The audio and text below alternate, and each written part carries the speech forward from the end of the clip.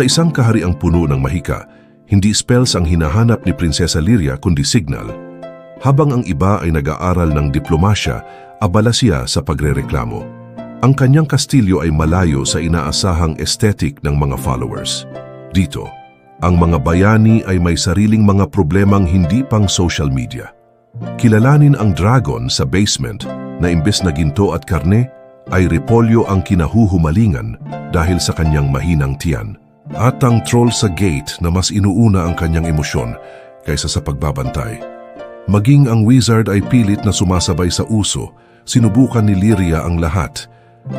Day in the life of a royal princess, aniya.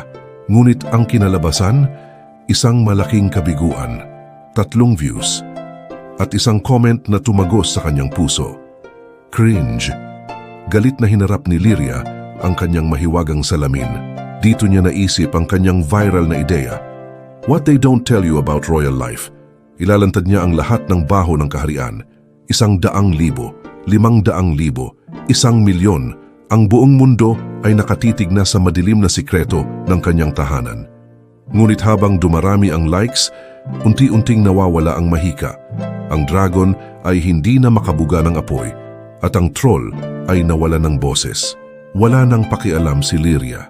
Ang mahalaga ay sikat siya, pero ang mahiwagang salamin ay may huling babala para sa kanya.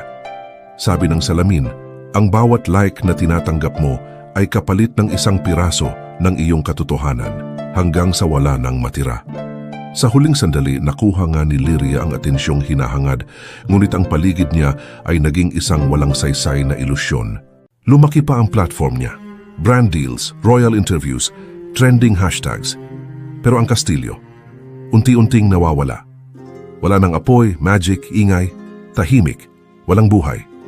Pero siya, mas sikat kaysa dati. Isang araw, nag-record siya ulit.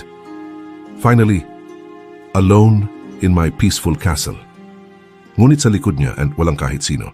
Hindi dahil tahimik, kundi dahil wala na sila. Nag-post siya. 10 million views, global viral. Comments, she looks empty.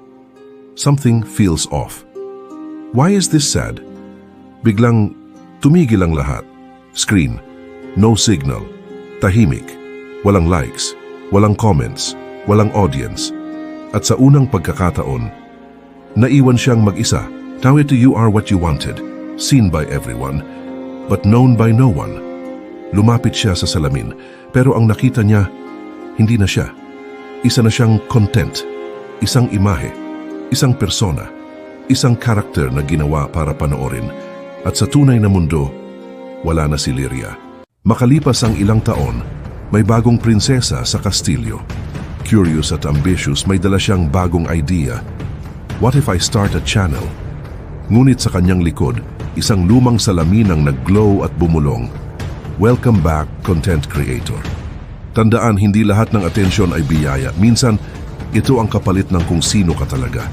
Dito, ang mga fairy tale ay walang happy ending.